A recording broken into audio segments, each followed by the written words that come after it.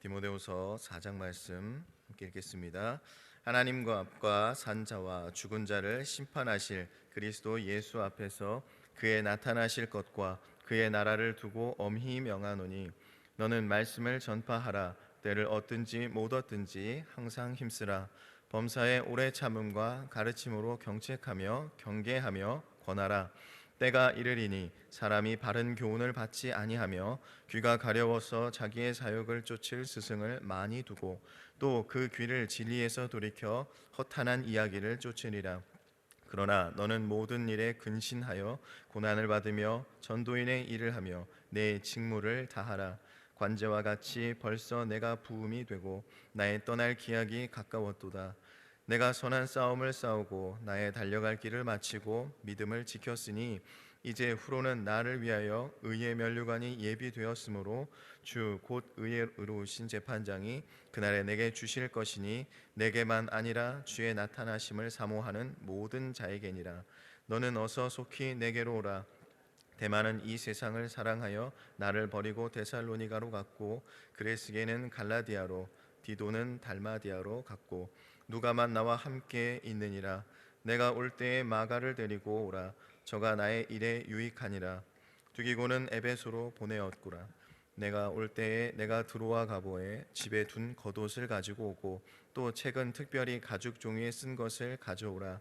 구리 장색 알렉산더가 내게 해를 많이 보여주음에 주께서 그 행한 대로 저에게 갚으시리니 너도 저를 주의하라. 저가 우리 말을 심히 대적하였느니라. 내가 처음 변명할 때 나와 함께 한 자가 하나도 없고 다 나를 버렸으나 저희에게 허물을 돌리지 않기를 원하노라. 주께서 내 곁에 서서 나를 간건케 하심은 나로 말미암아 전도의 말씀이 온전히 전파되어 이방인들로 듣게 하려 하심이니 내가 사자의 입에서 건지웠느니라. 주께서 나를 모든 악한 일에서 건져내시고 또 그의 천국에 들어가도록 구원하시리니 그에게 영광이 세세 무궁토록 있을지어다. 아멘. 브리스가와 아굴라와 및 오네시모로의 집에 문안하라. 에라스도는 고린도에 머물렀고 드로비모는 병듦으로 밀레도에 두었노니 겨울 전에 너는 어서 오라. 으블로 부대와 리노와 글라디우스와 모든 형제가 다 내게 문안하였느니라. 나는 주께서 내 심령이 함께 계시기를 바라노니 은혜가 너희와 함께 있을지어다. 아멘. 네, 오늘 2월 8일 효와 행복 보시겠습니다.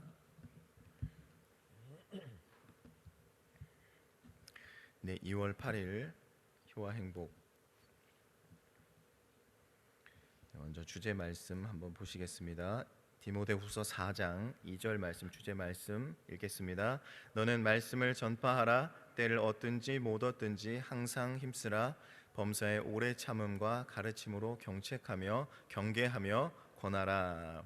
네, 함께 읽겠습니다. 30여 년에 걸쳐 쉼없이 순례자의 길을 달려온 사도 바울은 이제 죽음을 앞두고 냉기가 스며 있는 지하 감옥에서 디모데에게 보낼 편지를 마무리하고 있다. 디모데후서가 사도 바울의 유언장이라면 그 중에서도 4장은 유언의 결론에 해당된다. 우리는 본 장을 통해 복음을 위해 평생 달려온 노 사도가 우리 모두에게 복음 증거의 사명을 위임하고 있음을 깨닫게 된다. 사도 바울은 우리 모두에게 말씀을 전파하라 최후의 명령을 전한다. 이 명령은 상황이나 처지를 살펴가며 순종해야 할 명령이 아니라 때를 얻든지 못 얻든지 항상 힘써야 할 명령이다. 복음이 쉽게 전파될 수 있는 환경은 점점 사라질 것이기 때문이다. 사람들은 점점 세속화되어 진리에 대해서는 귀를 닫고 자신의 이익을 따르며 세상의 헛된 가르침에 몰려갈 것이다. 상황이 이처럼 악화되어도 우리는 복음의 증인으로서 모든 환경을 인하며 복음을 전하는 일에 최우선순위를 두어야 한다. 복음 증거의 사명은 하나님과 예수 그리스도께서 주신 명령이기 때문이다. 또한 하나님 나라의 권세에 의지하여 사도 바울이 우리에게 명령한 것이기 때문이다. 믿음의 경주를 마감하는 사도 바울은 이제 그 바통을 우리에게 넘겨주고 있다. 우리도 고린 지점에 도달할 때까지 복음 증거의 사명을 위해 달려야 한다. 우리가 복음 증거의 사명에 순종하면 모든 사람이 나를 버린다 해도 하나님은 결코 내 곁을 떠나지 않으신다. 심지어 사자의 입과 같은 위기를 만나도 능히 건져주신다. 하나님의 명령을 신실하게 지키는 사람은 신실하신 하나님을 경험하게 될 것이다. 복음 증거의 사명을 끝까지 완수하자. 우리가 사명을 완수하고 천국 문에 입성할 때 하나님은 의의 면류관을 우리의 머리에 씌워줄 것이다. 아멘. 네, 반갑습니다.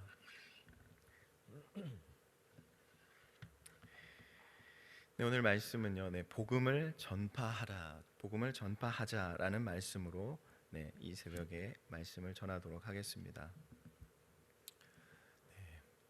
우리가 몸이 아프면 어디를 가죠? 병원에 찾아갑니다. 병원에 다녀간 사람 중에서는 두 가지가 나타나겠죠. 병원에 가서 치료를 받아 회복된 사람이 있고요. 아마 회복되지 않은 사람이 있을 것입니다. 만약 몸이 회복된 사람이 있다면 어떤 사람이 주변에서 같은 성도분들이 그 병으로 고생을 하고 있다면 아마 자기가 그 치료받았던 병원을 소개해 줄 것이에요. 어떤 치료법을 알려주든지 그렇게 할 것입니다. 왜 그렇게 이야기할 수 있죠? 내가 고침받았기 때문에 그렇습니다. 내가 고침을 받았기 때문에 그 지금 나와 같은 어려움을 겪고 있었던 그 사람에게 이것이 고침받았을 때의 그 마음이, 그 기쁨이 무엇인지를 알고 있기 때문에 소개를 해주는 거예요. 그러니까 권사님들이나 막 이렇게 차에 타고 막 다니실 때 보면은 병원 얘기들을 그렇게 많이 하시더라고요. 이 병원에 갔더니 내가 효과를 봤다. 그럼 막 그 병원으로 막 찾아가세요. 우리도 복음도 마찬가지입니다. 우리가 복음을 듣고요, 우리의 삶이 어떻게 되었죠? 거듭나게 되었습니다. 우리가 거듭난 삶은 어떤 삶이죠? 이제 이전 것이 지났고 새로운 삶이 되었다, 그렇게 말합니다. 근데 그 새로운 삶은 어떤 삶이죠? 우리의 환경이 막 바뀌어지는 삶인가요? 아니요. 환경은 그대로 있어요. 내가 거듭나도요, 우리의 환경이 바뀌지는 않습니다. 그럼 무엇이 바뀌죠? 내가 바뀌는 겁니다. 거듭난 자가 바뀌는 것이죠. 내가 변하게 되면요, 이제 내 삶에 찾아왔던 그 문제들, 내가 가지고 있었던 그 어려움들이 이제는 다른 시선으로 보게 되어진다는 것입니다. 완전히 다른 모습으로 나에게 다가오죠. 그것이 어떻게 다가옵니까? 내 감사로 다가오고요, 내 은혜로 다가오고요, 그것이 기도로 찾아온다는 것입니다. 그러니 우리는 그리스도 안에서 이제 기쁨을 누리며 살아가게 되는 거예요. 그리고 그 기쁨을 우리가 누리고 있다면 어떻게 되어지죠? 내 주변에서 어려움을 겪고 있고 길을 찾지 못하고 어떤 것이 생명인지 모르는 그런 자들에게 하나님을 전해 드릴 수 있다는 거예요. 복음을 전파할 수 있다는 겁니다. 우리가 그것을 가지고 우리가 이 땅에 많은 고통을 겪고 있는 자들을 찾아가며 세상에 나간다? 세상에 요즘에 나갈 것도 없습니다. 우리 주변에 우리 가족들을 보고요, 우리 친척들을 보고 이웃들을 보면요, 그들에게 복음을 전할 수 있습니다. 오늘 말씀은요, 사도 바울이 디모데에게 이제 마지막 당부를 하고 있는 거예요. 그 당부의 내용은요, 지금까지 복음의 사명을 내가 잘 감당하였으니 너도 나와 같은 복음의 사명을 잘 감당해야 된다는 겁니다. 그리고 그 복음을 증거한 자들을 위하여서 예비되어 있는 그 의의 면류관을 얻을 것이다. 복음을 전하는 모든 자들이 그것을 얻게 될 것이다, 우리에게 말씀하고 있습니다. 그렇다면 어떻게 사는 삶이 우리가 이렇게 의의 면류관을 얻는 삶, 예비되어 있는 삶이 되어집니까? 말씀을 전파하는 삶입니다. 말씀을 전파하는 것은요, 주님께서 우리에게 보내주신 삶의 목적이죠. 보내심을 받은 사람은요, 그 보내준 사람의 그 목적을 분명히 깨달아야 됩니다. 우리가 무엇을 하든지 무엇을 먹든지 다 하나님의 영광을 위해서 살아야 되는 거예요. 그것이 복음이라고 말씀하고 있습니다. 그런데 우리가 이 복음을 전하는 것, 이것을 어떤 시간에 어떤 때에 맞춰져서 우리가 그것을 생각하는 일들이 굉장히 많이 있죠. 어떤 사람들은 내가 복음을 전할 기회가 없었다, 이렇게 말을 하기도 하고요. 어떤 사람들은 내 삶의 자리에서 내가 하는 일들을 다 하고 내가 근심이 없을 때, 염려가 없을 때, 마음이 평안할 때, 남을 돌볼 수 있을 때 우리가 그렇게 복음을 전하는 것이 아니다라는 거예요. 오늘 말씀에 분명히 말씀하고 있죠. 너는 말씀을 전파하라. 때를 얻든지 못 얻든지 항상 힘쓰라, 우리에게 말씀하고 있습니다. 우리가 복음을 전하는 것은요, 때가 중요하지 않다라는 거예요. 전도서 3장에 보면요, 1절부터 8절까지 모든 일에 때가 있어요. 천하 범사에 기한이 있고 모든 것은 목적을 이룰 때가 있네. 그러면서 무엇을 이룰 때가 있고 무슨 때가 있고 계속 그렇게 말씀하시잖아요. 근데요, 모든 일엔 때가 있어도요, 이 복음은 때가 없습니다. 왜 때가 없지요? 오늘 말씀에 나옵니다. 항상이기 때문에 그렇습니다. 항상. 복음을 전하는 것은요, 모든 순간이 때이라는 겁니다. 그러면 누가 그렇게 말씀하실지 모르겠어요. 요즘 같은 시기에 얼마나 복음을 전하기가 어렵습니까? 요즘 같은 코로나 시대에 내가 기독교인이라고 말하는 것 자체가 벌써 이게 복음의 길이 막혀버리는 것 같은데 어떻게 우리가 복음을 전합니까? 네, 복음 전하기 힘든 거 우리가 알지요. 지금 복음 전하기 어렵다는 거 모르는 사람이 없을 겁니다. 뿐만이 아니죠. 더 힘들어질 거예요. 더 힘들어질 것입니다. 성경에 말하는 말세의 징조를 보세요. 사람들은 더 악해질 것이고요. 믿는 자들도 막 세상에 미혹되어 빠지는 사람들도 있고요. 우리 자녀들이 점점 세상에서 그 세상적인 것들을 더 그 이익을 쫓아서 살아가게 된다는 겁니다. 세상적인 지식 그 가치를 더 높게 쳐준다는 거예요.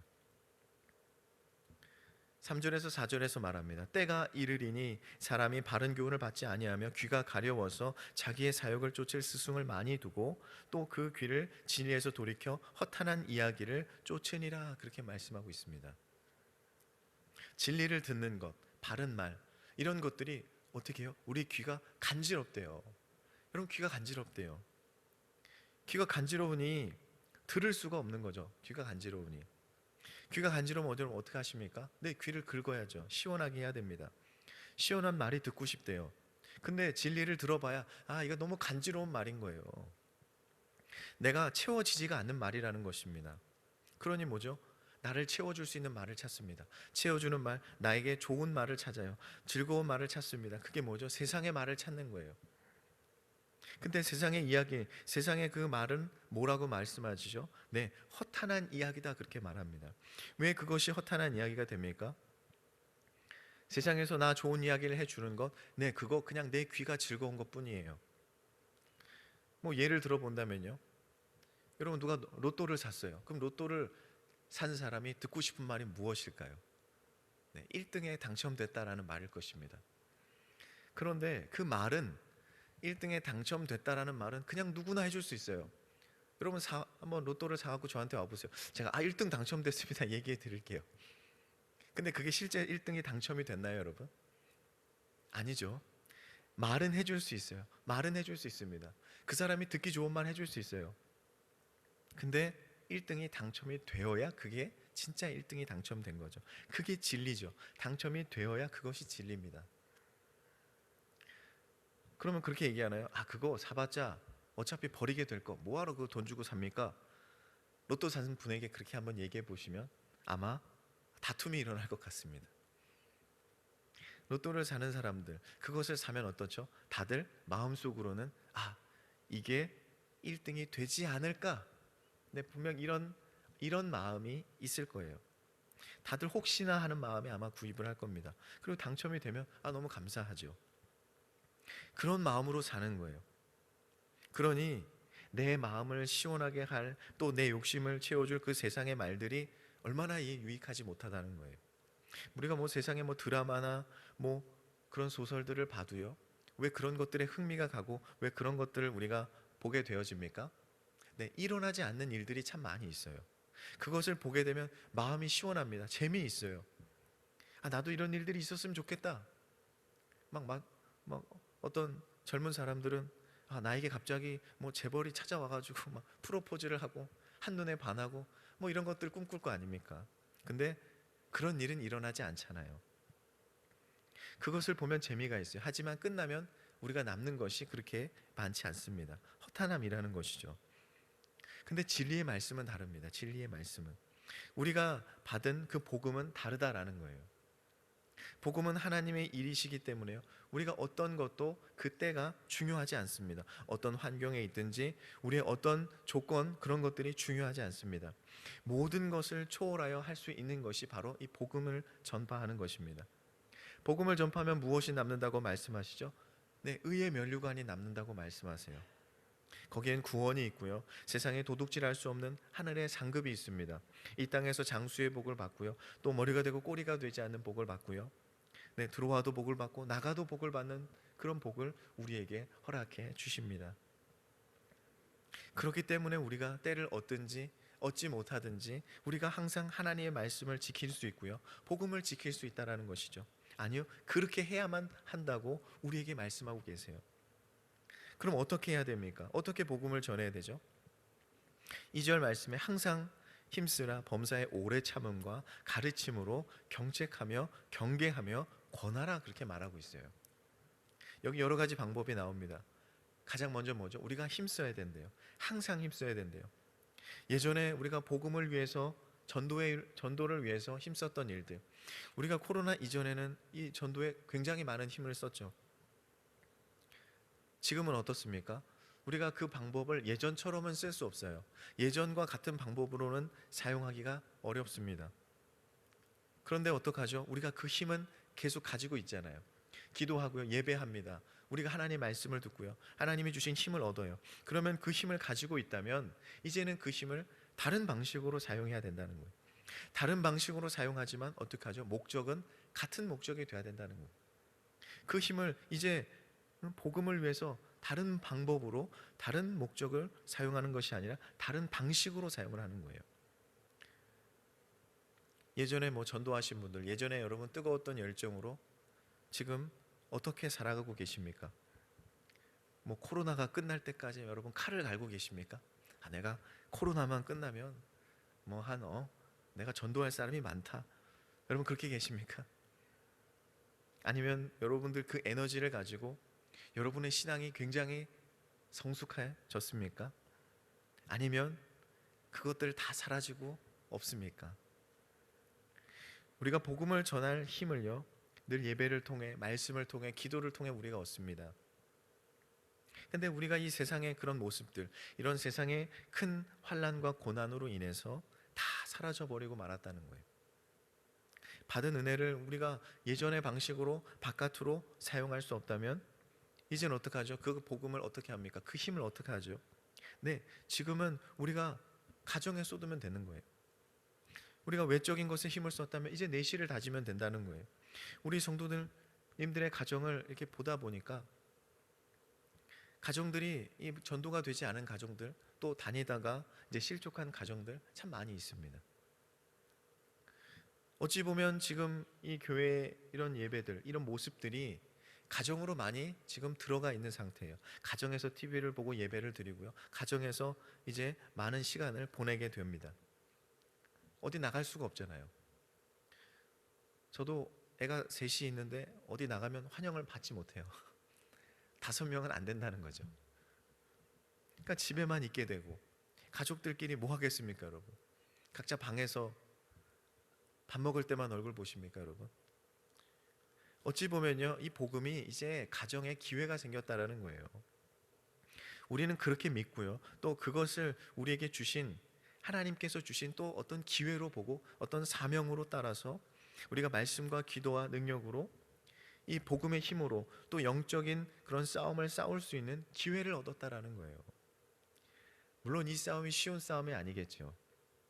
어찌 보면 그 세상의 사람들보다 더 차가운 모습들, 더 차가운 시선으로 우리를 바라볼 것입니다.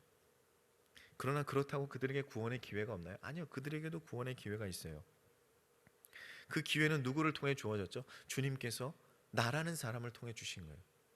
나라는 사람을 통해 우리 가족에게 이제 구원의 기회를 주셨습니다. 우리는 그렇게 사용되어지도록 보내심을 받았다라는 거예요. 우리가 해야 될 것이 무엇이죠? 오래 참아야 된다는 거예요. 범사에 오래 참아야 됩니다. 가족들이 이제 많은 핍박들을 할 거 아니에요. 그래도 평소에는, 예전에는 안 믿어도, 같이 다니지 않아도 교회 다니는 것을 반대하지 않았어요. 근데 지금은 어떻습니까? 믿는 가정들조차도 이 코로나를 통해서 막 반대하고요, 핍박하는 가정들이 생겨나게 됐다는 거예요. 근데 우리는 어떻습니까? 내 의의 면류관 바라보면서 참을 수 있어요. 그들의 구원을 위해서 참을 수 있습니다. 근데 그냥 참고 있는 것, 그거는 그렇게 큰 지혜롭지는 않은 것 같아요. 그들에게 가르침을 줄 수 있어야죠. 어떻게 가르치죠? 어떻게 가르쳐야 될까요? 내가 예수님의 모습을 닮아가야 되죠. 내가 예수님의 모습을 닮아가야 돼요. 그러면 그들은 내 모습을 통해서 예수님을 배우게 된다는 것이죠. 그 모습은요, 온유한 모습일 거고요, 겸손한 모습일 거고요, 가장 아름다운 사랑의 모습이 일이 될 것이라는 것입니다. 우리가 그 모습 속에 그것이 가르침이 되어서 우리 가족이 믿음을 배우게 되시기를 바랍니다. 여러분들이 그렇게 쓰임 받게 되시기를 바랍니다. 우리가 사랑과 믿음으로 그들을 믿어주고 격려해주고 축복하지만 때로는 그들이 그 믿음에 벗어난 그 삶을 바로 잡아야 될 때가 있다는 거예요. 분명히 그런 말들, 그런 것들 듣기 싫어할 때가 있을 거예요. 근데 아이들이 잘못된 길을 간다고 그냥 놔두십니까? 아니에요. 그들을 옳은 길로 인도하는 것이 그게 부모의 역할이잖아요. 그럼 부모가 그럴 때 어떻게 하죠? 아이에게 똑바로 가라고 어떻게 욕을 하십니까, 여러분? 그렇진 않잖아요. 아이에게 어떻게 하죠? 아이를 사랑으로 우리가 보듬어 줍니다. 그것이 아니다라고 다시 가르쳐 주고요, 그것이 잘못된 길이라고 또 내가 그 모습을 보여주면서 아이에게 이렇게 따라하라고 우리가 이야기를 합니다. 마찬가지예요. 우리가 복음을 전할 때요, 예수님의 모습이 나타나야 되고 그 모습은 우리가 사랑의 모습으로 나타내야 됩니다. 사랑의 언어가 되어야 되고요, 그들에게 축복의 말을 해야 되고요, 우리가 신앙의 세대주로서 그들 가운데 바른 길을 알려주고 어떤 것이 사랑이고 어떤 것이 하나님이 원하시는 삶인지를 여러분의 삶을 통해서 보여주게 되시기를 바랍니다. 우리가 때로는 그들에게 어떤 우리의 믿음을 흔들릴 만한 일들, 그거 경계하셔야 돼요. 그럼에도 불구하고 경계하면서 그들에게 사랑을 베풀게 되는 것입니다. 그러면서 그들에게 복음으로 들어올 것을 내 모습을 통해서 계속 권면하시는 거예요. 내가 축복한다, 내가 기도한다, 우리가 주님 안에서 함께 예배드리자, 권면하는 거예요. 그럼에도 세상은 어떻게 하죠? 세상과 가족은요, 진리에서 떠날 것이고 계속해서 나가려 할 것이고요, 바른 교훈을 받지 않으려고 또 사욕을 쫓아서 자신의 귀를 시원하게 할 말을 찾아 세상으로 나갈 것입니다. 근데 여러분, 포기하지 마세요. 포기하지 마세요. 5절에 말씀합니다. 너는 모든 일에 근신하여 고난을 받으며 전도인의 일을 하며 내 직무를 다하라, 그렇게 말씀하고 있습니다. 바울이 디모데에게 복음을 포기해서는 안 된다, 그렇게 격려하는 말이에요. 그냥 디모데에게 하는 말이 아니고요, 똑같이 이 시대에도 복음을 전파하고 있는 저와 여러분에게도 동일한 말씀임을 여러분 기억하시기를 바랍니다. 모든 일에 근신해야 돼요. 우리가 신중해야 되고요, 세상의 것에 우리가 휩쓸리지 않도록 내 정신 차리라는 거예요. 고난 받는 것을요, 두려워해서는 안 됩니다. 그리고 주님께서 우리에게 맡겨주신 또 우리를 부르신 그 부르심에 합당한 삶, 그 삶을 살아가시는 여러분 되시기를 바랍니다. 우리에게 먼저 거듭난 자들로서요, 주님이 우리에게 맡겨주신 게 있잖아요. 화목케 하는 직책을 맡겨주셨습니다. 사람들로 하여금 화목하게 하고요, 나를 통하여서 또 우리의 권면을 통하여서 우리가 때를 얻든지 못 얻든지 전파하는 그 복음을 통해서 내 가족과 또 내 이웃과 세상의 허탄한 삶을 살아가는 자들이 주님께 나오게 되는 복된 전도자의 삶을 살아가는 저와 여러분 되시기를 주님의 이름으로 간절히 축원을 드립니다. 기도하겠습니다. 주님께서 우리에게 복음을 주심을 감사드립니다. 주님께서 우리가 보내주심을 믿습니다. 주님께서 주신 사명을 감당하게 해주시고 믿음과 사랑과 은혜로서 이 일을 감당하게 하여 주시옵소서. 내 모습이 변하고 내 말이 바뀌어 때를 얻든지 못 얻든지 우리가 항상 복음을 전하는 삶이 되어지게 하여 주시옵소서. 주님께 쓰임받는 전도자의 삶을 살아가게 하여 주시옵소서. 감사드리며 예수 그리스도의 이름으로 기도하옵나이다. 아멘.